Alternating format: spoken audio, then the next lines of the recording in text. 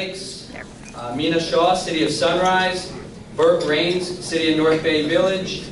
We also have Commissioner Michael Grieco, City of Miami Beach. I saw Michael out there. Our city manager and one of our honorees at our dinner gala, City of Miami Beach, Jimmy Morales. Welcome, Jimmy. Chief of Police, Ray Martinez. Thank you, Chief, for coming out and supporting us. And the building chief of Miami Beach, Miami Beach, I know Phil's running a little bit late, but he will be here shortly. Before I turn the program over to Deanne Graham, my chair of the Pillar Trustees, I did want to say we have one of our, actually not one of our largest event coming up May 10th, our annual Chamber of Commerce Dinner Gala at the Fontainebleau. It is just about sold out. It is going to be the largest gala that we've ever had in the history of the Chamber, 92-year history of the Chamber, 1,300 people. I think, Jerry, what do we maybe have 20 seats left? Maybe we'll squeeze a couple people in if they want to buy a couple tickets. But I did want to recognize our honorees because we've got a great panel of honorees. We've got our city manager, Jimmy Morales, is being honored with the City National Bank High Tides Outstanding Chamber Award.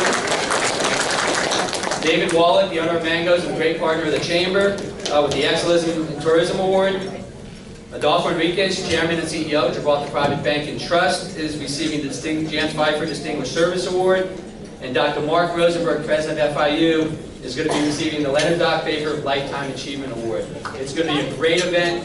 Again, please, if you want to go, get in touch with someone from the Chamber staff as soon as possible. We'll try and squeeze you in, but we are capped at 1,300 people, which is why we had to move it from the Miami Beach Convention Center, because we were capped at 1,100 people there, so you don't want to miss this event. Before I do turn it over to Deanne, I actually just got some really good news this morning. This is kind of hot off the press, and Cheryl White with Israel Banza and I spoke, and she actually gave me the good news. Through our partnership, I, of course, being a native of Miami Beach, born and raised, and I bought Israeli bonds in the past. We know the value of an investment in the state of Israel is very important. So, we had put Cheryl in touch with the people at Gibraltar Private Bank and Trust, and I was just notified, and I'm very excited that we have purchased a $100,000 bond. And made an investment, so we're happy to do that. Israel bonds with the Chamber. We look forward to working with you for a long time to come. With that, and also I do quite call out Dean. I do want to recognize any of my Board of Governors, Pillar Board members, and Chairman Circle members. This doesn't happen by itself. I've got great leadership out there. Please stand and be recognized if you're on one of those boards or Chairman Circle, please. Thank you.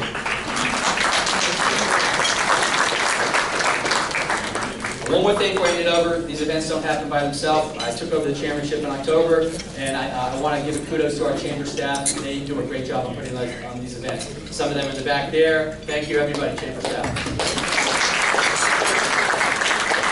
With that, I'm going to go ahead and turn the program over to Deanne Graham, President and CEO of ROI Media Consultants. Deanne?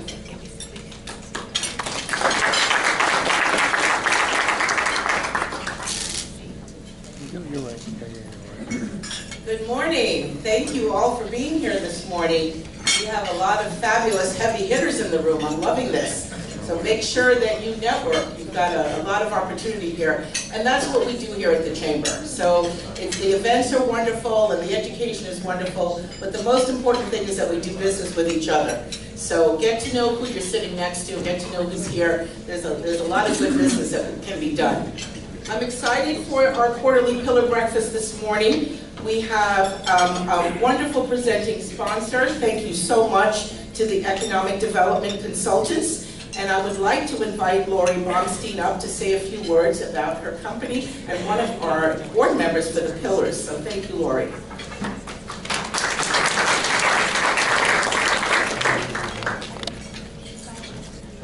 Good morning, everybody. Hi. So glad to see everybody, and really for this opportunity to be able to sponsor the breakfast. Yes, again, I know I did it about 6 months ago.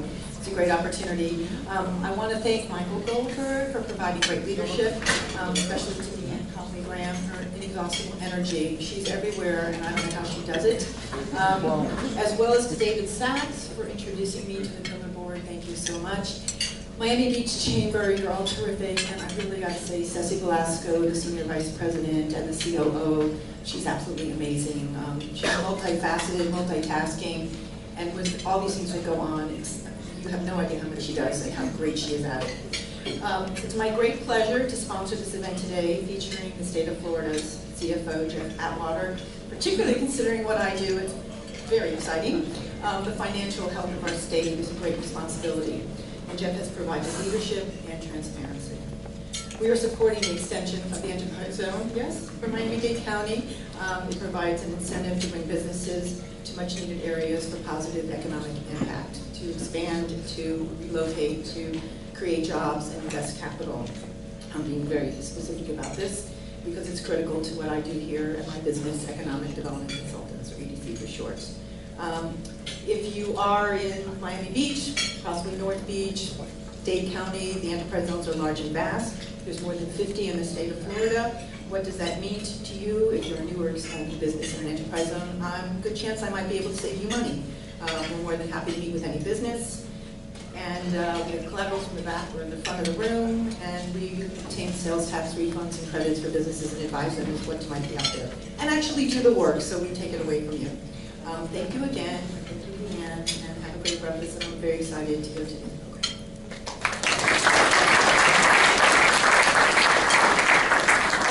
Thank you, Lori. It's an excellent service for those of us that want to save a lot of money. Okay, so I am pleased to be able to introduce our keynote speaker, Florida's Chief Financial Officer, Jeff Atwater. A fifth-generation Floridian, Jeff Atwater was elected Florida's Chief Financial Officer on November 2nd, 2010, and sworn into office on January 4th, 2011. His commitment to public service began in 1993 when his hometown of North Palm Beach elected him vice mayor. Mr. Atwater was subsequently elected to the House of Representatives in 2000 and the Florida State in 2002, and was unanimously selected by his fellow senators to serve as Senate President in 2008. Mr. Atwater's priorities since assuming office have been to aggressively eliminate the fraud that increases the cost of living for Floridians, reduce regulations that inhibit job growth and economic expansion, expand his earlier efforts at fiscal transparency and governmental accountability, and protect the state's most vulnerable citizens from financial harm and abuse. We are honored to have him with us this morning, our CFO, Jeff Atwater.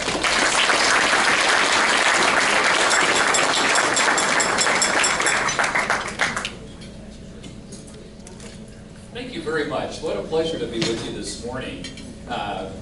Very kind on the introduction, and Lori, thank you for the sponsorship, for what you do in helping us maximize our own potential. So thank you very much for what you do. I'd like to share some things this morning that give you a little bit of a pathway on where Florida has been and where we are today. It's just important to understand some points in time. I'm going to share what I think will sound like a lot of numbers, but numbers aren't really the story. The story is the human spirit. The story is the sacrifice of entrepreneurs. So I'll do my best to, though, touch the numbers so that they give you points of reference, but not to be lost in the numbers that would mask really the human experience that we've all been about in building our community. I'd love to take some questions, because in the question time is what I may miss or not cover. That is when we can really engage in what may be on your mind, and I could offer some insight to something that you've been curious about. But I'd like to begin with something very special to this community itself. We had a cabinet meeting earlier this week, and I have the privilege of being a member of your Florida cabinet. And we recognize each cabinet meeting, which is usually every other week. So twice a month we gather as your Florida cabinet. And we want to take a moment not only to cover the business of the cabinet, but to recognize individuals around the state that are truly making the difference in shaping and creating who we are as Floridians. School teachers, our veterans, business owners that have overcome unique obstacles, law enforcement, public safety. And we recognized a hero of what we called one of our heroes of the year at our cabinet meeting just this week. And he's one of your very own. So when I saw that, I said, can I embarrass you twice in 1 week? So I asked if Chief Martinez would allow himself and Deputy Chief Burmaster, if they would bring Officer Hackworth to this breakfast so that you could hear his story. So I wonder if you might, could I embarrass you, Officer? Normally I follow your direction, but would you mind standing for just a minute? And you have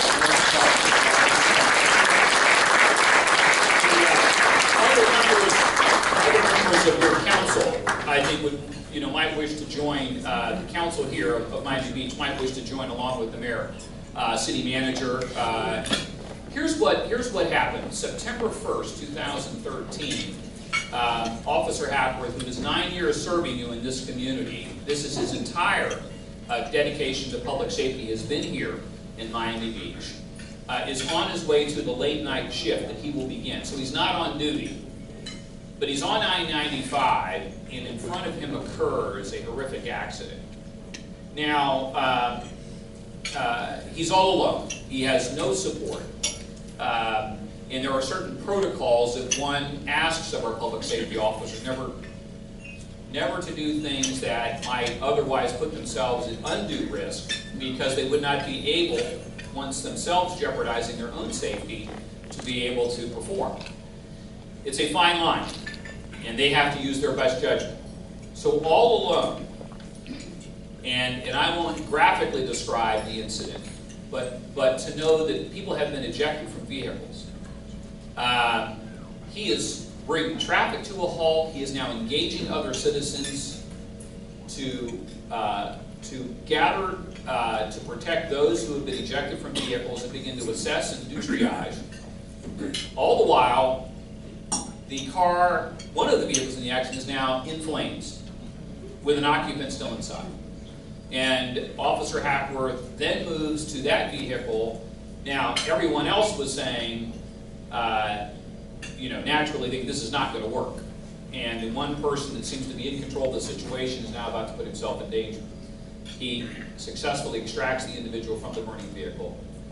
All of the injured have survived, but no doubt, had it not been for someone who was willing to test his own judgment, put aside his own fear, and act as the professional trained to do, there would have been a far more horrific outcome. So we were pleased as your captain, the story that had already been shared from your chief and from your city council, that we too as the state of Florida wanted to recognize, and we did this week on Tuesday, but I didn't want to pass up the opportunity, if I was in your city, to not acknowledge all of Florida has now heard of the story that you shared with us. So Officer Hackworth, thank you for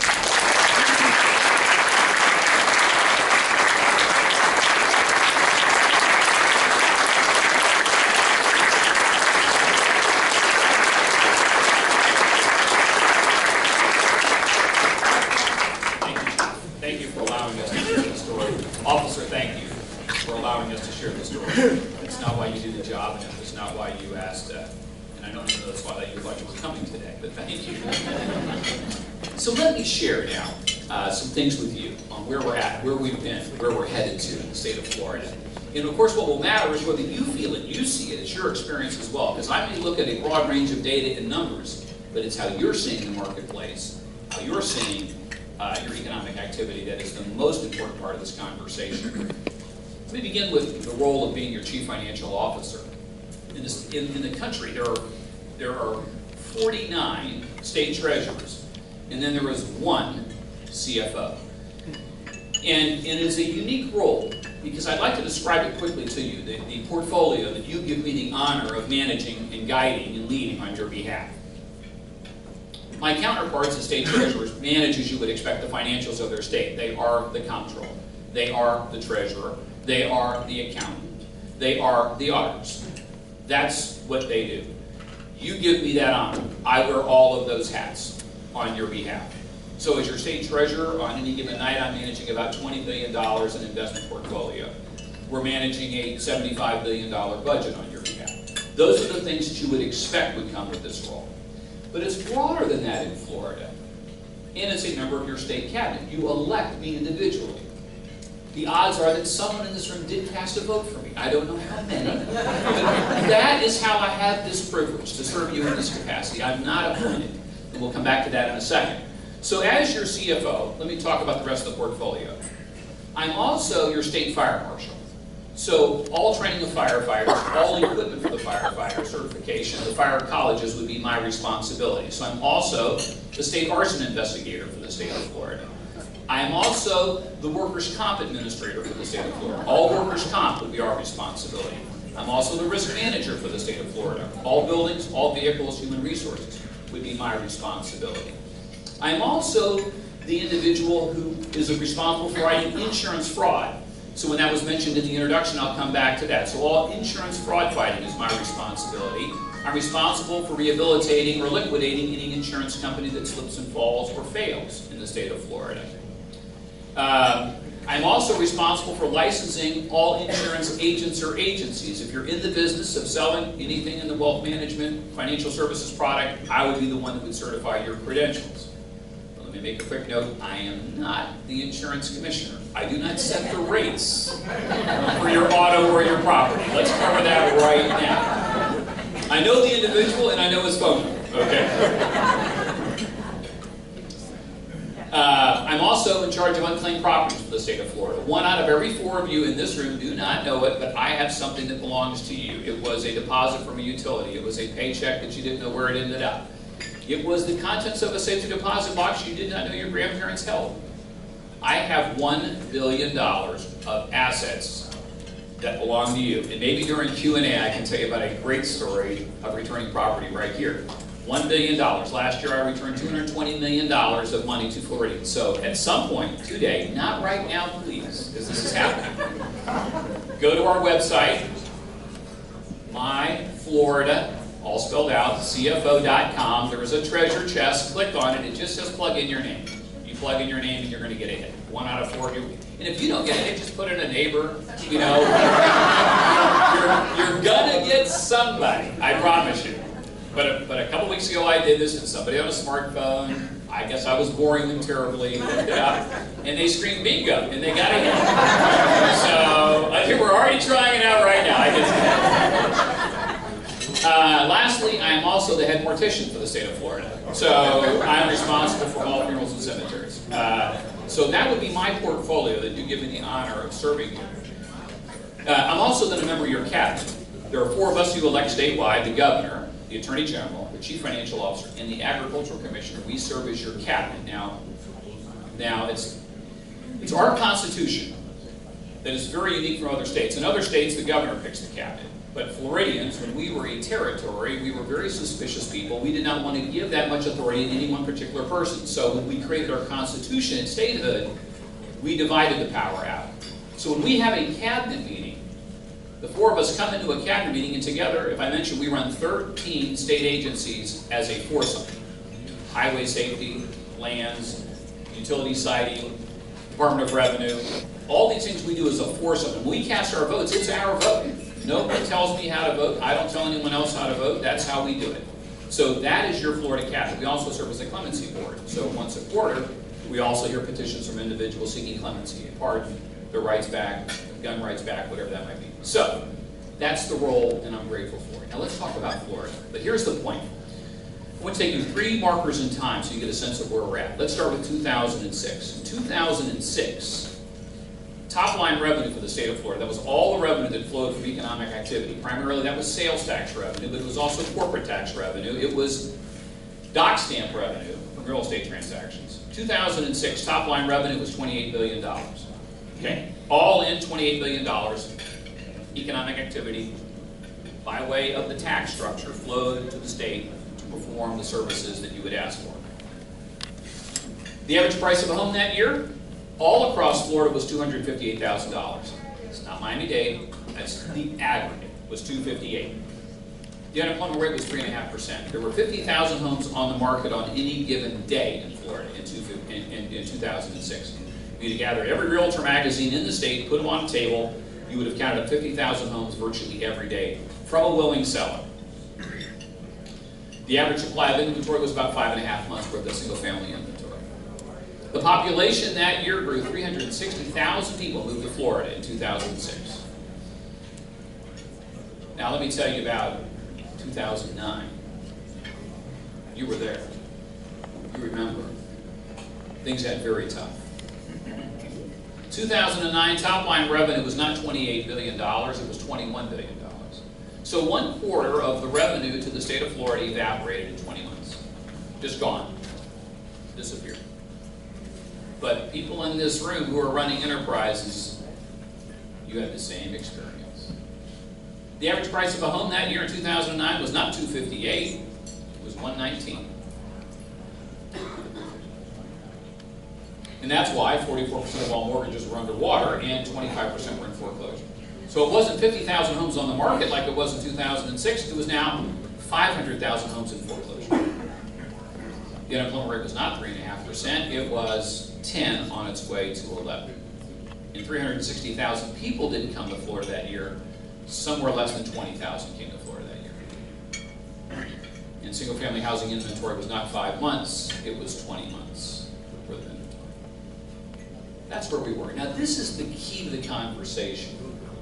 Because any conversation in public policy, and we have in the room our local commissioners who are doing an extraordinary job, a far tougher job.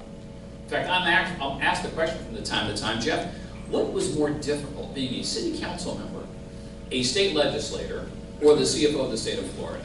And I say none of those. It was when I was on the zoning board. That was the time. If anybody is doing that job, God bless you. Okay? That's the toughest job. But I have far more levers that I can move as your CFO than your city council can move as a city council. So they deserve a tremendous amount of credit for how they navigate it. But the key is this. In that moment, with 10% unemployment, revenue falling, housing market in collapse, no one coming, we have choices to make, like you have choices to make.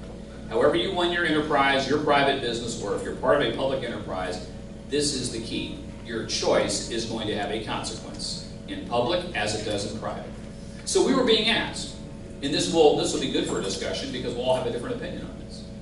We were being asked by editorial writers all across the state, what are you going to do to fill the hole? You've lost $7 billion of revenue. What are you going to do to go back and fill that hole? How are you going to fill the hole? You got to fill the hole. Remember how the hole got created. Revenue flows to the state because you went out and bought a washer dryer. 6% flowed to us. You bought a set of tires, you bought clothing, you bought the car. You closed on a new residential property and the dock stamps flowed. Your company was flying off in great success and your corporate taxes flowed in the state of Florida. $7 billion hole was the most clear expression one could ever get that the marketplace had no more to give. So really were we supposed to go get $7 billion worth of new revenue? Raise more taxes? Well, who is going to go buy something because I raised your taxes? Now, other states did it other ways. In Florida, we decided our responsibility is to create the conditions for your success. If we stare at our books and stare at our problem and try to solve our problem, we will exasperate and prolong your problem. Because you were telling us that $7 billion was going to stay in your pocket because you were trying to continue to keep the receptionist employed that you've known for 20 years. And you didn't want to have to let the receptionist go. But you had already let go 1 million people. They just could not stay. You had no revenue to carry. So here's what we did. Instead of increasing revenue to match expenses, we reduced expenses to match revenue. So we reduced state spending by $7 billion. Then we went after reducing corporate taxes, so every dollar that you were making, rather than sending it to us, you could keep to try to keep somebody employed. Then we began reducing the debt by $4 billion so that that debt service would not be a burden on your business model that we would extract from you to keep paying. Then we went after reducing regulations, and so far we've reduced 3,000 different regulations so that you could get to work faster, that you could get the permit faster, and that you could keep going at the pace that you felt you could go at when you were ready to go. Those were the choices we made. Let me share with you where we're at today. So again, remember I said this is not a story about numbers, it's a story about the human spirit. It's about those people who didn't give up in 2009. And they kept going, and they kept pushing. They got really thin on their business model, but they kept going. Top line revenue today is $25.5 billion. It's not yet 28, but it's far better than 21. The average price of a home trading hands last month was $175. It's not $258, but it's not $119. Housing inventory is not 20 months, it's back to 5 months. Population growth rate today is 280,000 people a year. Far better than about 20. Not yet 360, but maybe that's okay. Housing permits. Housing families, single family starts are up 20%. Just that alone has put back in the past year 41,000 people into work in the construction industry. In the last 3 years, we've put 550,000 private jobs back in place that are now employed again. In the last year, that would have been just the last year was 260, and as of January 1, it was 62,000. Our job is to create the conditions for your success. That's what our efforts have been. Now let me say this comparatively speaking, because this is where it's important. Public policy decisions have significant consequence to the well-being of the public. Other states went a very different way. They chose in the whole to raise the tax. New York, Illinois, New Jersey, California. In the last 15 years, let me just give you that because it was an independent study done. Individuals voting with their feet where they wanted to go to deploy their capital, to build their business, to open the next plant. This is from the IRS. Now, I know the IRS is having a bit of an issue lately, but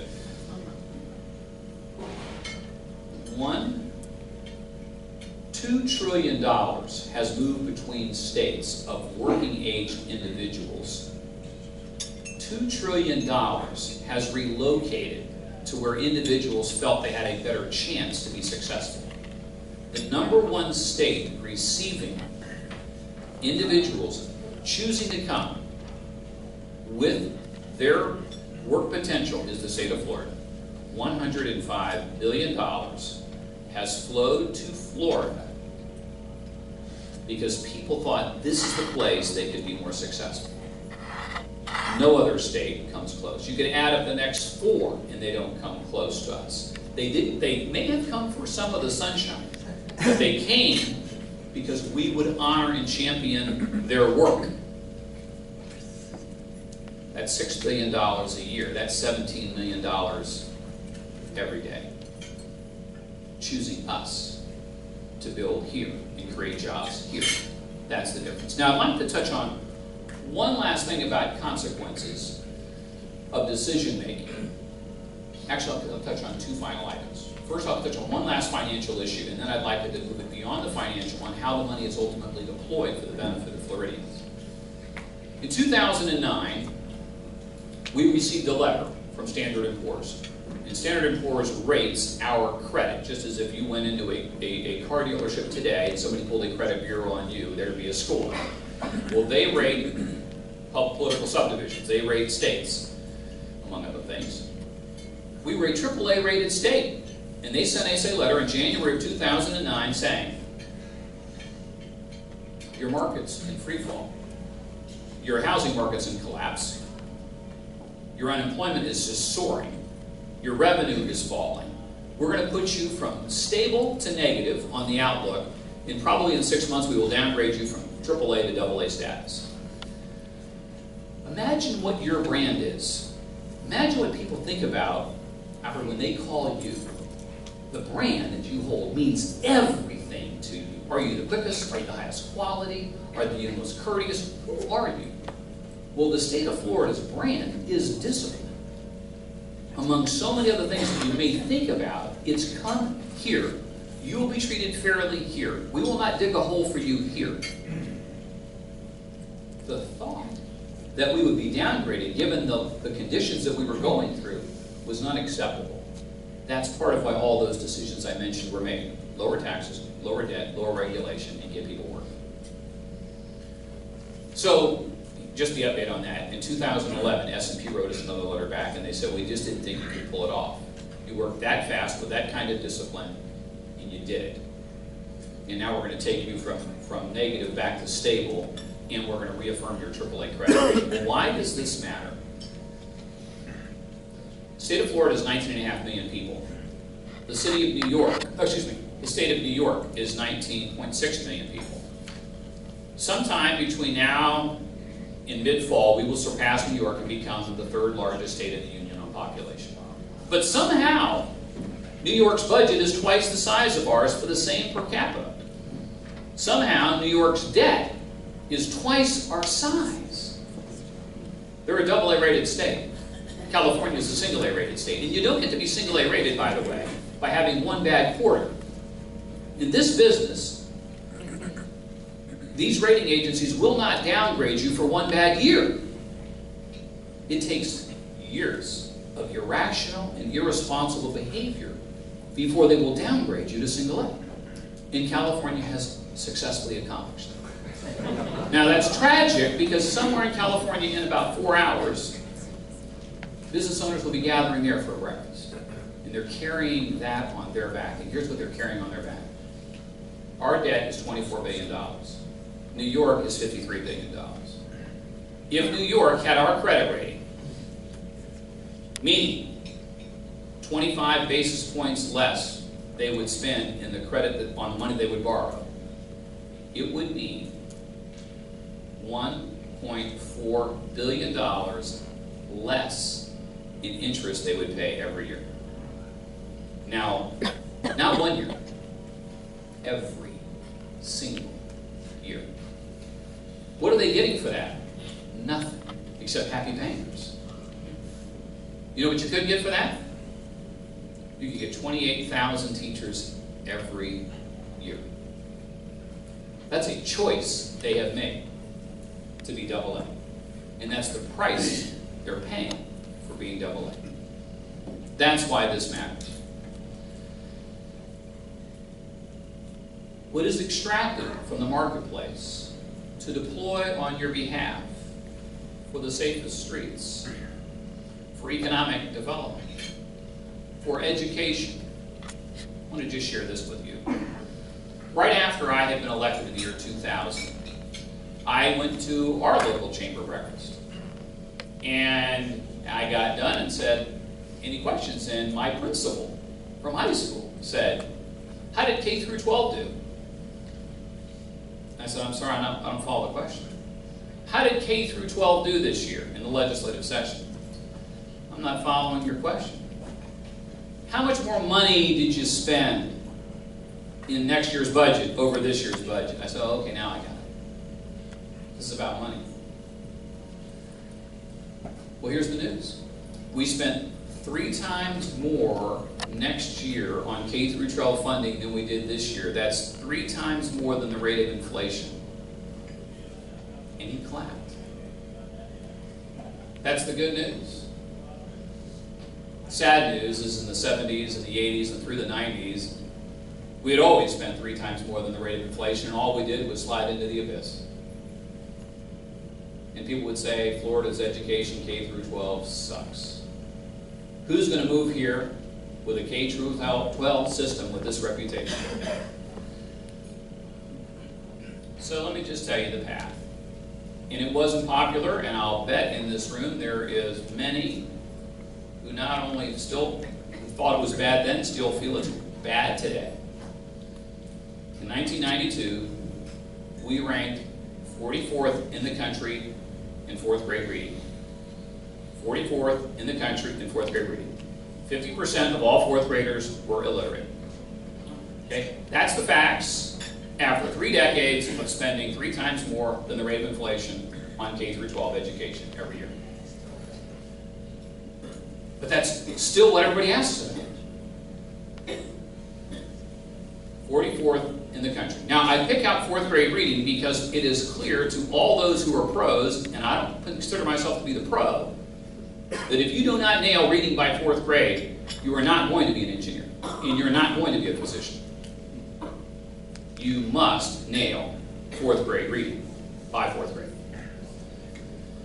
So we said not only are we going to increase spending, we're now going to establish standards for every grade, which you must learn before you're advanced. And now we're going to establish metrics on how to find out how we're doing. And then we're going to publish those in the paper, and we'll call it A through F. And the world went crazy. How dare you do that? Then we said, you know what, we're going to allow charter schools within the public school system. Create a charter school and run it how you want to run it. Then we said we're going to give you virtual school. All or part of your curriculum can be done online, and you can find the best physics teacher in the world if you want to. Then we said it's okay to homeschool. It's a parent's choice. And then we said, if you cannot afford to go to a different school, we'll create a tax scholarship program and you can go to a different school rather than stay in a failing school. And if you have a disability, we created the McKay Scholarship. And if you can go to a school of your choice, if the local public school doesn't offer. And then we said, we're going to establish merit pay. And then we said, we're going to eliminate tenure. And the world went crazy again. This is across a 10-year horizon. And if I were to show you on a slide how Florida has moved every year as each one of these were implemented in the public K through 12 system, you'd be amazed. Here's the deal. 70,000 kids are in homeschooling. 40,000 are using the corporate tax scholarship to be in the school that they believe is right for their child. 2.6 million are in the K through 12 public school system. And as of last year, our 4th graders ranked 5th in the country.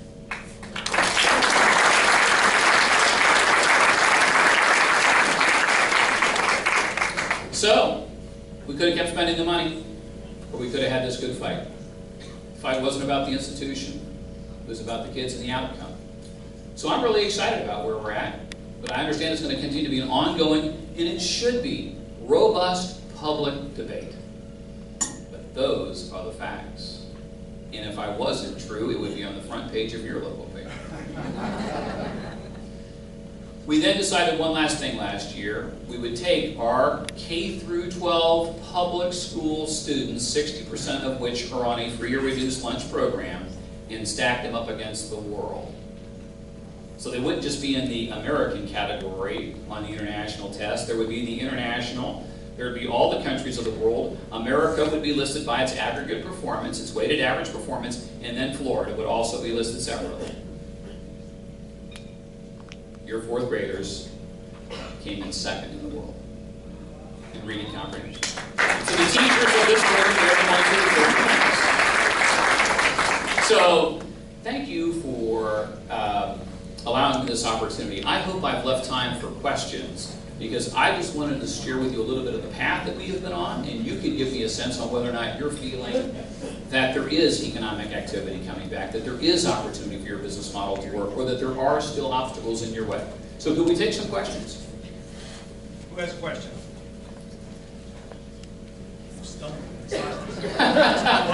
While they're thinking, I'm going to throw one at you. Sure. I know many of us in this community are concerned about casino gambling. I know you didn't touch on that, but next year, I think it's May, the Indian Compact expires, and we don't know who the next governor is going to be yet, how that's going to unfold. What are your thoughts, and where do you think it's going to go? Yeah, so I think everybody heard it. The question was in the gaming conversation narrative that takes place each year. My guess is it's not going anywhere. If I just want to give you a straight answer, but I say that, and if I'd have stood here probably 10 years ago, after Floridians had defeated it at the ballot box, every time it came up to have any expansion, I would have thought we wouldn't be where we're at today. But if I'm just giving you the mix of who the legislative leaders are today and the sentiment, I think there's probably nothing for the next 18 to 24 months that I think would change. That's good. Yeah. Question? What else? There we go.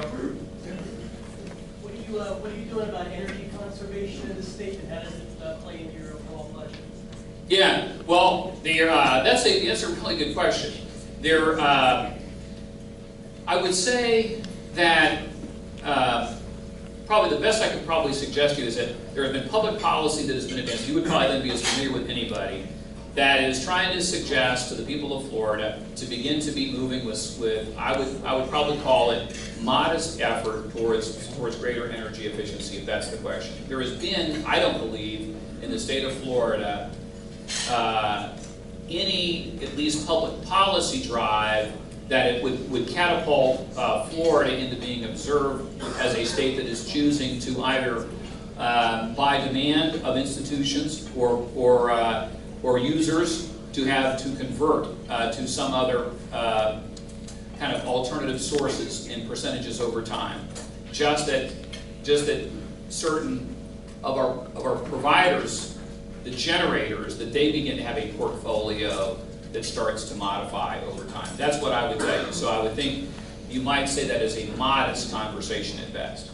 We'll take one more question before we go into our panel. Mr. Jeff Stay, franchise owner of BNI. Thanks for being with us. Mr. Atwater, thank you for being here. What is Florida's role going to be in the long-term vision for transportation, especially in the major metros?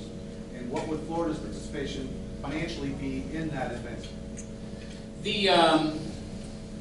I think that's yet to be decided. There's again, I think probably no greater conversation that's going on at the moment here, and again, that I would have thought probably weren't going to be on the horizon for another 5 or 10 years, is what role light rail might play, what role rail might play, or I don't know how to call it high speed, but connectivity to other large metropolitan areas in that regard.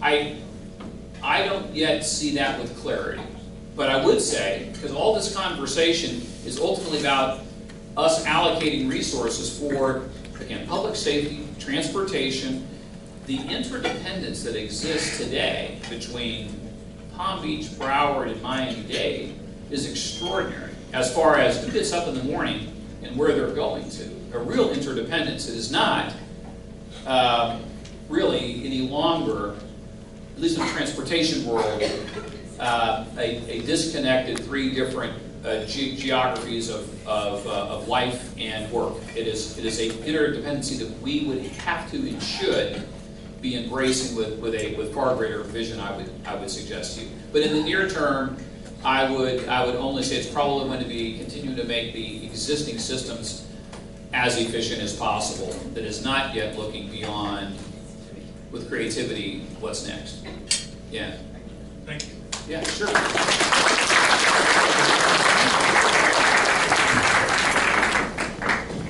Thank you for very informative remarks. And now we're going to introduce and invite to the podium the remainder of the panel. First, it gives me a great deal of pleasure to call our Mayor, Philip Levine, to the podium. Currently here with me is CEO of Royal Media Partners, an exclusive partner of Royal Caribbean Cruise Limited. From its Alton Road offices, Royal Media Partners handles the creation of all the media for Royal Caribbean International, Celebrity Cruises, and Azamara Club cruise ships sailing in the Caribbean and Alaska. Philip is actively involved with the Clinton Global Initiative, an organization that implements innovative solutions to the world's most pressing challenges. He's also on the board of directors of Best Buddies International, the Miami-based nonprofit group that creates opportunities for people with developmental disabilities. In 2010, Philip was tapped by President Obama's Secretary of Commerce to serve on a task force advising on U.S. tourism. Through his work on the task force, Philip is working to strengthen the nation's growing international tourism industry, which in turn strengthens our economy. And this past November, Philip was elected mayor of Miami Beach. Thank you for joining us this morning, Mayor. On your table, before I introduce the rest of the panel, you should find a little notice about, very, very pleased to announce that Mayor Levine is joining and leading on behalf of the Chamber of Commerce and Israel Bonds a trip to Israel, trip of a lifetime. Join us November 9th. You will get to meet high-level government decision makers, visit high-tech companies, real estate-related projects, municipal projects, visit to the Knesset, visit with government officials and army bases. And Mayor, we are indebted. Thank you for leading this trip. I'd like now to also ask Groner, Minister for Economic Affairs of Israel, to please join us on the podium. Mr. Groner is based in Washington, D.C., was confirmed by the Israeli cabinet for this position in August of 2011. Mr. Groner came to the diplomatic role by way of the private sector, where he worked most recently in private equity and management consulting. Prior to his appointment, Mr. Groner served as a special advisor to the chairman of Tenuva, Israel's largest consumer packaged goods company. From 2003 to 2009, Mr. Groner was a consultant at McKinsey & Company, where he served a breadth of Fortune 1000 corporations from around the world, as well as many of Israel's leading companies. While at McKinney, Mr. Groner was also selected to lead firm-wide training for early tenured consultants. Thank you for joining us. I know you flew in late last night. We appreciate it very much. And our final panelist, Mr. Lyon Roth, joins us. He is a professional of 19 years, Senior VP of UBS Financial Services here in Aventura, and he's currently serving as Chairman of the Board of Miami-Dade and Broward County Israel Bonds. Thank you, gentlemen, for joining us this morning. I would now like to bring to the podium to run the program from here Ms. Cheryl Whiteman, who is Executive Director of Israel Bonds, and Cheryl is in charge of all of Florida, it seems. I know it's divided into North and South and West and Puerto Rico divisions of Israel Bonds. Your Executive Director, Cheryl Whiteman. Thank you. Good morning, everyone. Actually, I don't cover Palm Beach County, so poor them, they don't get me. Anyway, I'd like to thank all of our panelists for being here. I can tell you that CFO Atwater has a very important meeting in Tallahassee, so when we're finished, he's going to need to run out, but he really made a super special effort. And when we changed the time, I know Mayor Levine had to make a special effort, and of course, my Israel guys. But thank you, and thank you for doing this for us. I do have a disclaimer from the Israel Bond Legal Department, which is basically that their experiences with the Israel bonds may not mirror future experiences. So that's, now my lawyers will be happy. I think what we're going to do is we'll probably start with Mr. Atwater, and he can talk a little bit about what's his experiences with Israel bonds, in managing his financial portfolios that he needs to manage both at the Treasury and the State Board of Administration. Mayor Levine is just a lover of Israel. Israel loves Mayor Levine too. And so he's going to talk about some of his experiences in visiting Israel and working with people in Israel. Mr. Groner will tell us what a wonderful, Ambassador Groner, excuse me, will tell us about what a wonderful place Israel is to invest, and some of the great highlights of Israel's economy, which is absolutely unbelievable right now. And then Lyon Roth, who's my chairman, our chairman, will finish up with just some facts about Israel bonds. And I have to thank you, Michael Goldberg, for helping to put the program together. We really appreciate it. And you have a gem in Jerry Levine. He is one of the most amazing men, after my husband, that I've ever met. And well, we also, in addition to the trip, on May 4th, right back here at the Alexander, we're going to have Jonathan Medved, who's one of the top venture capitalists in Israel. And he's coming with 3 of the companies that he works with. And we're inviting you to be our guest. We do need an RSVP though. And we'll also talk a little bit about the Israel trip at that time. Maybe get some feedback on some of the things that those of you who may want to come, what you would like to see and do. Okay, so Jeff Atwater. Cheryl, thank you very much. Thank you. I didn't do this earlier. I'd like to introduce my assistant, Jessica Fernandez, just so that if you can't find me, Jessica, just stand up real quick. Jessica's always here. So, always here. Well, the answer to this question is easy for us. I have a shared responsibility to the people of Florida. Florida on how we invest our money, and so I'm gonna put it through. I have to put it through that filter first. Do I believe this is a solid investment for the people of Florida? A solid return and the appropriate risk. So that's the first filter. But then, as your elected cabinet member, I have a responsibility as well to be sure that we're making strategic investments and that we're building strategic relationships. And so you put it through that filter as well. In that filter, once again, this is an extraordinarily easy decision to make on the choice of Israel bonds. So first on the fiduciary.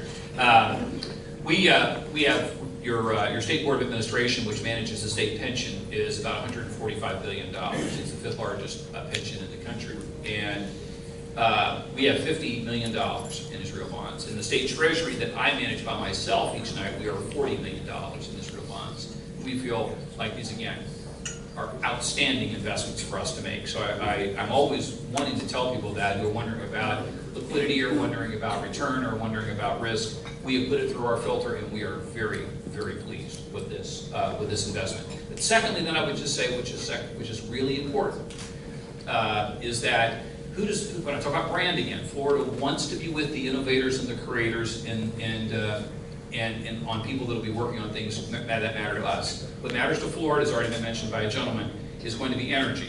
What matters to us will be transportation. What matters to us will be biotechnology and technology and nanotechnology. Who better? We're better to build the strategic relationship with a country that by itself, I think as you know this, has outside of the U.S.-owned enterprises of Israel has a greater presence on the NASDAQ than any other country in the world. Then you can put all the countries of Europe together, and Israel by itself has more enterprising investment in the NASDAQ than all of Europe. And then we think of on the per capita venture capital. Florida is trying to become that place, and you've seen this. We brought Scripps to Florida, Max Planck to Florida, Torrey Pines to Florida, Sanford Burnham to Florida, life sciences. Venture capital is what we need for our innovative economy that we are trying to create. Again, who else?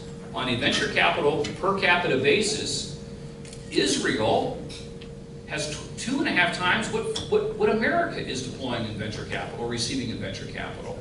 Israel, by itself, bigger than America per capita venture capital.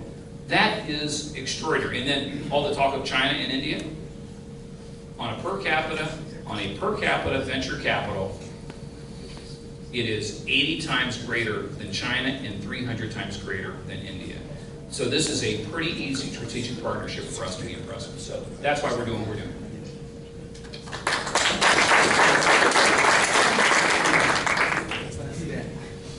I'm going to stand up because if I sit down there in the morning, I'm going to fall asleep a bit. So I want to stand up, and I think it's better. I'll speak a little better. First of all, welcome everybody here. It's great to be. I always say the mayor of Little Tel Aviv, almost. That's what Miami Beach is, said.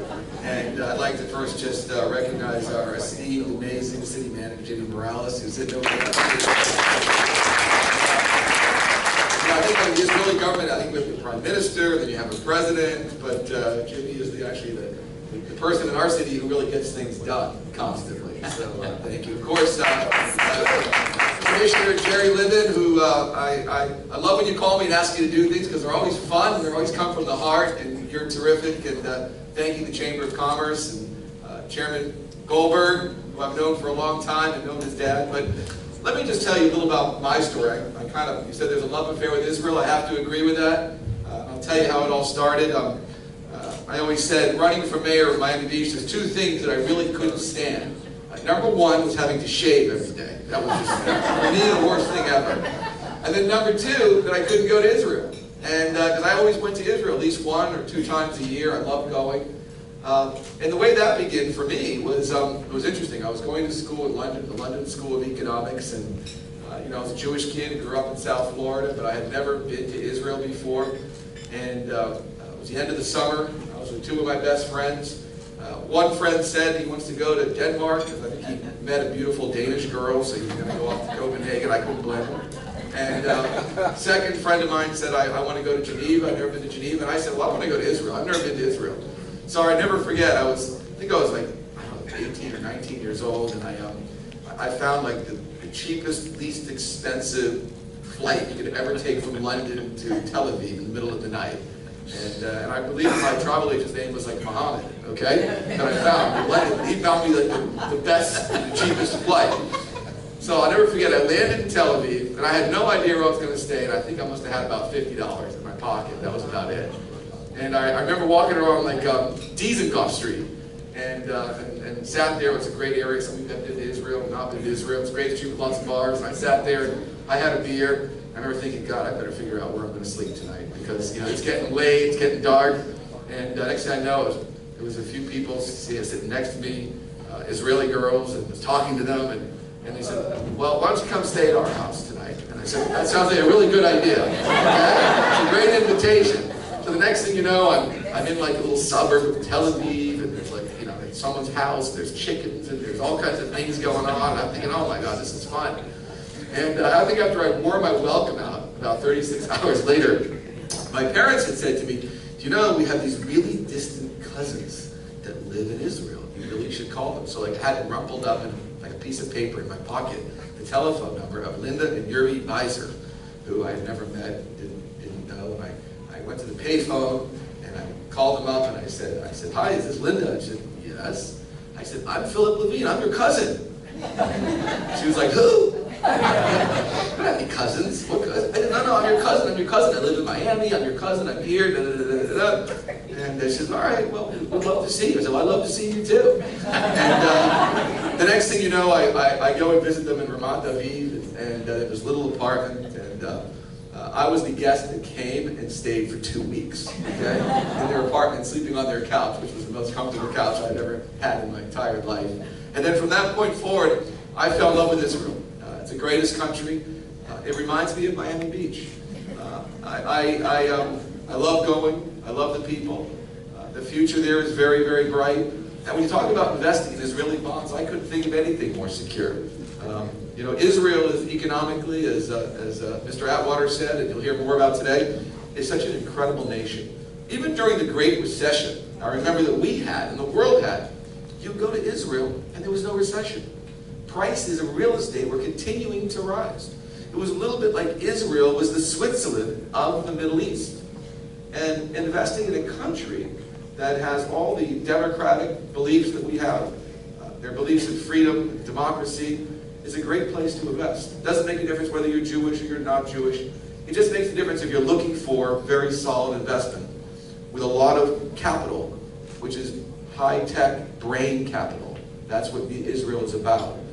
You walk around in Israel, and I always laugh about Miami Beach. I said, I learned that there's not 90,000 residents here, there's 90,000 mayors. But I'll tell you, in Israel, I think maybe it was Golda Meir said he got 6 million presidents. And everyone's bright, everyone's smart. It's a country that continues on, continues to grow. And I'm very excited November 9th, as Commissioner Levine said, to lead this trip to Israel. It's going to be a lot of fun. It's going to be very exciting. It'll be so interesting. And I'm excited to be there. So thank you all, and I look forward to answering your questions.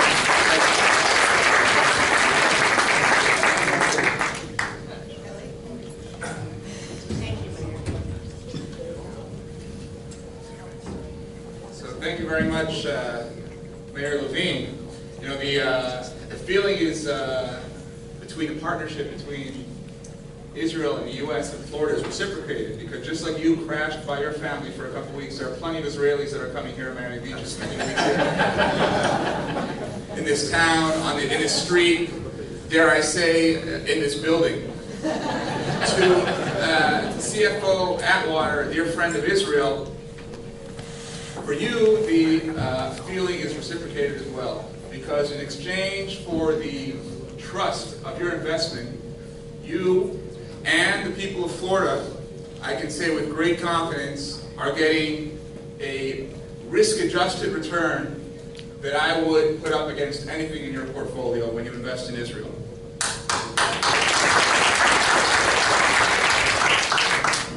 You talked about the rankings between the state of Florida, the state of New York, etc., California. I'm also very proud to say that Israel is one of 5 countries in the world that had its sovereign risk rating increased after 2008. So while most countries in the world had their rating downgraded if they weren't fortunate enough to keep it stable, Israel was one of 5 countries in the world that actually had its sovereign risk upgraded. And that's a testament to the faith that the international markets have in Israel, that the ratings agencies have in Israel, and that state CFOs have and should be having in Israel. So thank you very much. When I'm asked by Cheryl to describe Israel's economy, I think, like Mr. Atwater said, we can talk about numbers, and when I meet with institutional investors, I tend to speak about numbers, but numbers tell a story. And I think for this audience, it's more appropriate to tell a story, or 2, or 1. Now, we mentioned in the introduction that I was a management consultant for a number of years before I went into this public diplomacy role. And I had the good fortune of working at McKinsey in both the United States and in Israel. And it's very interesting because in the firm, they take the review process very seriously. And at the end of the year, partners speak to everyone you work with and say, you know, what your performance is like. So in New York, at the end of the year, my review would go something like the following. They would say, Ellie, you know, you're doing great. Partners love you, clients love you, associates love you, everything's great. But when you speak to clients, you should probably try to be a little more diplomatic. You know, you don't need to be so direct. Think about being a little more subtle in your messages to your clients. So then I transfer to the Tel Aviv office, have my year-end review, same process, same everything. You know, very similar, 95% of the feedback. You know, you're doing great, clients, etc. But we have to tell you, sometimes you need to tell the clients what they need to hear. Stop being so diplomatic. Say it like it is. Now, needless to say, I was probably doing the same thing in both places. But I think that story sort of encapsulates one of the secrets to Israel's economic success. Sometimes we're too direct. Sometimes we say things publicly that we should probably say privately.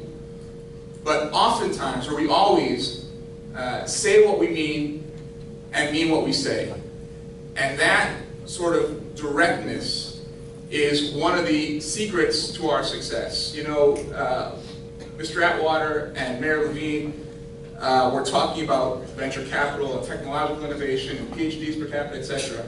But I think it's important to share one more story with Al conclude that really captures the sort of mindset for innovation. I have some reservations when I hear people talking about Israeli innovation being all about technology and high tech. Because while that's all true, what it does is it makes people feel, okay, well, it's relevant for the 1% of the population that have PhDs in computer science, etc., but it's not really for me. Innovation is for them, it's not for me.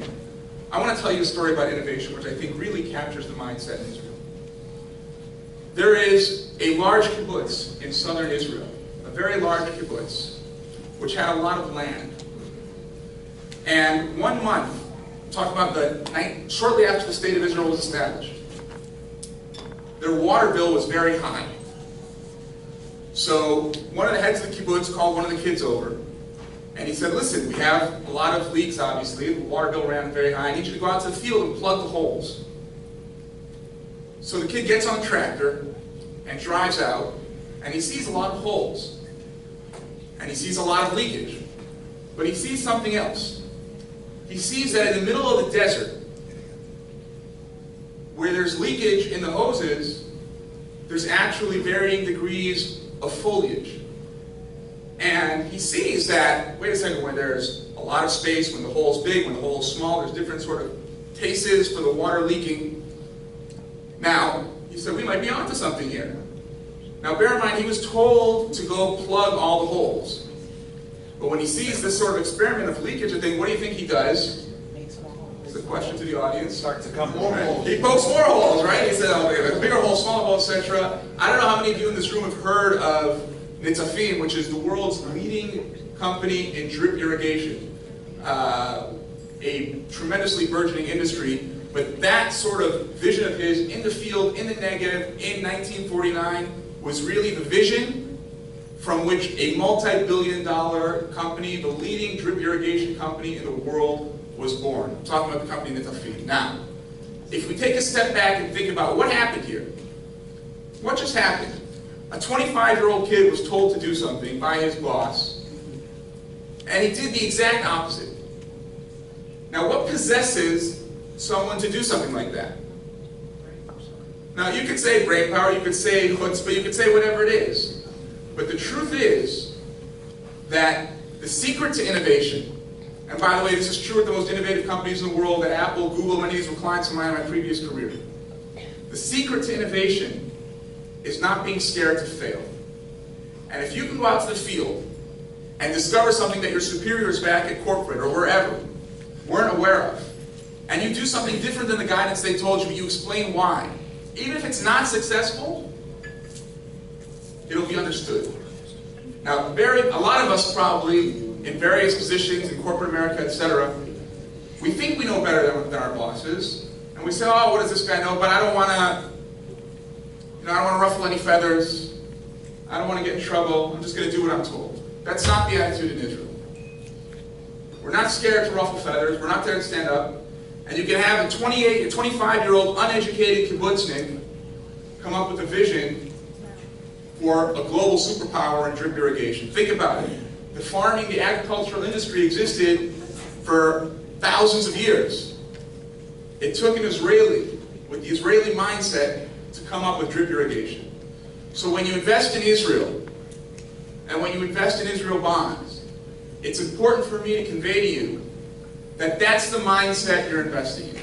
You're investing in a mindset for innovation that's not just within the purview of the scientific elite.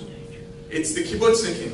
It's the mindset. It's the vision that enables people to think outside the box, understand that the most powerful force in the world is ideas, and really to reward those who are most creative, not just in technology, but also in virtually every industry and every function.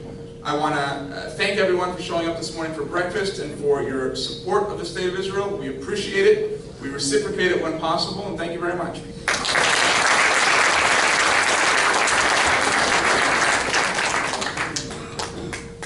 Well, this is an honor. It seems like almost everything's been said, but not everybody said it.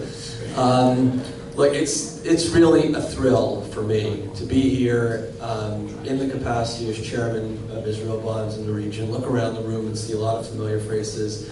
Colleagues, Cheryl and her team, Sarah's in from New York, Mia, Melanie, Sheila, Helena, who runs our new leadership. This is just a treat to be able to do this, and I know that the Chamber of Commerce is an opportunity for folks to network and build relationships, and that's really what Israel Bonds is all about as well. When I look at my fellow panelists, I think I met each of them around 2008, 2009, the period that Jeff was describing in his remarks.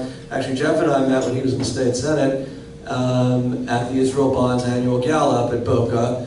Phil and I met here on Lincoln Road at a dinner when he was with a bunch of Israelis, maybe some folks you met when you were crashing on people's couches 20 years ago.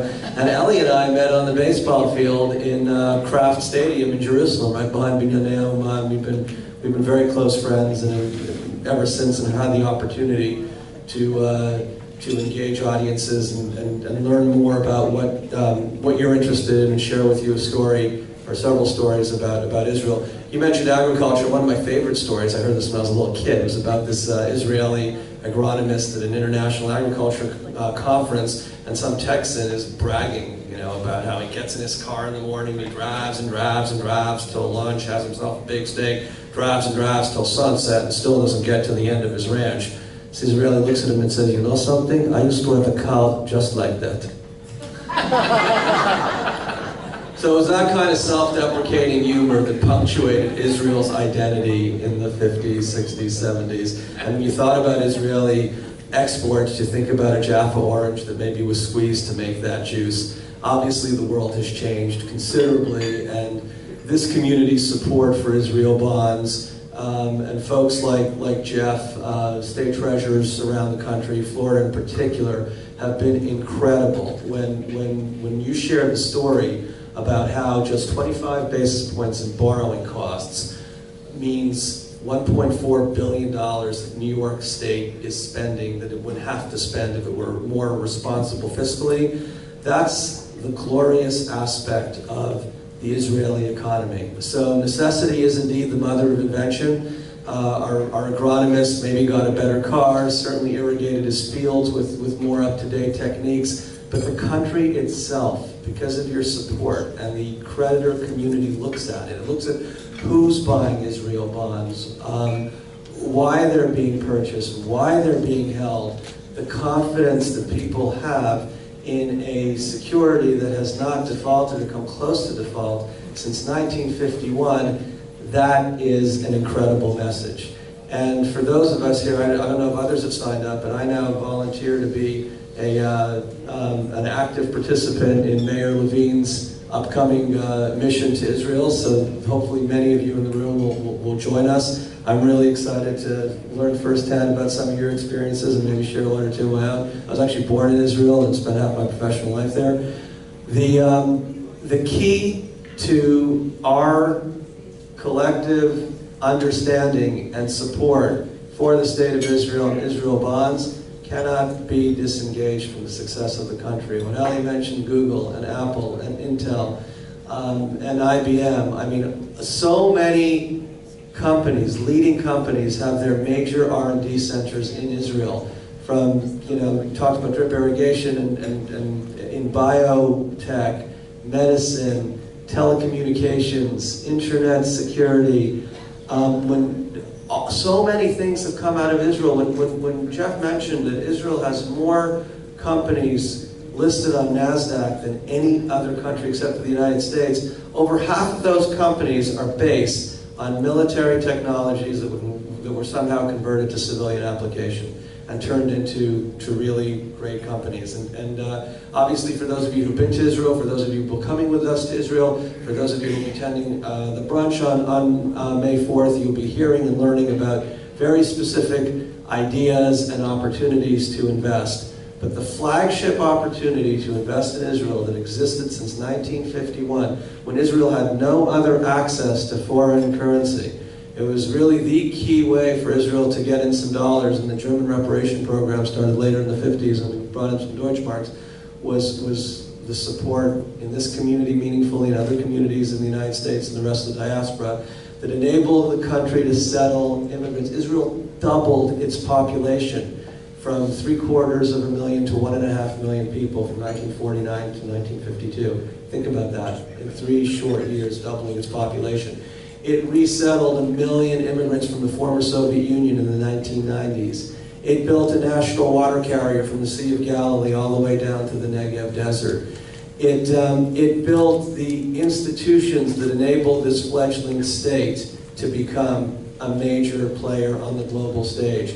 And the investments just here in the United States, we raised over $1 billion in bonds last year. We're on target to exceed that number this year. And people pay attention. So what you are able to do in your partnership with us is to build, maintain, and sustain all of the wonderful things that you have seen on your visits to Israel and all the wonderful things you'll continue to see as you keep visiting. If you've been, please come again. If you haven't been, you owe it to yourselves to take that trip. If you're going to be coming with us in November or in any other capacity, please look at us, all of us, as resources to share some of our thoughts, offer some suggestions. Again, go back to that Israeli fellow and the Texan. The self-deprecation has been replaced by the pride in a country that has not only survived, but has thrived. And when you read the news and you talk about Secretary Kerry's visits and issues going on with the Palestinians and some of the challenges of choreographing a peace deal, those are real newsworthy items. But Israel beyond the conflict is the story that we're really all focused on. And Ellie's going to be moving back with his family at the end of the summer and continuing to invest in Israel in the private sector. I travel there frequently, and I think it's just a tremendous place to just come back with ideas. And once again, I can't thank you enough for the partnership that the Chamber of Commerce and we've been able to build. Obviously, as you see from the flyers on the table, this is the first of many, and I look forward to spending lots more time with all of you in the years ahead. Thank you. We have time for a couple questions if anyone has any. While I'm looking for the first hand, I do want to recognize and thank again Gibraltar Private for stepping up and making a $100,000 investment in Israel bonds today. Thank you, Michael. I also want you to know, because I thought Mayor Levine was going to mention this, but he was kind of keeping laid back on this, but he should have taken credit. The city of Miami Beach has purchased $4 million of Israel bonds. Thank you for your leadership, Mayor.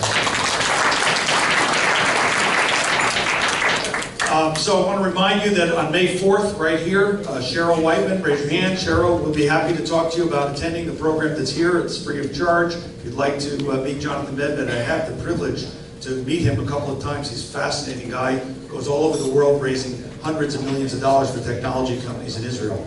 And please talk to staff or to Cheryl, chamber staff, about the trip to Israel. The mayor's leading for us. We'll be happy to have you come with us. I want to thank the staff of Israel Bonds and the chamber staff for putting the program together this morning, and all of our distinguished panelists. Any questions?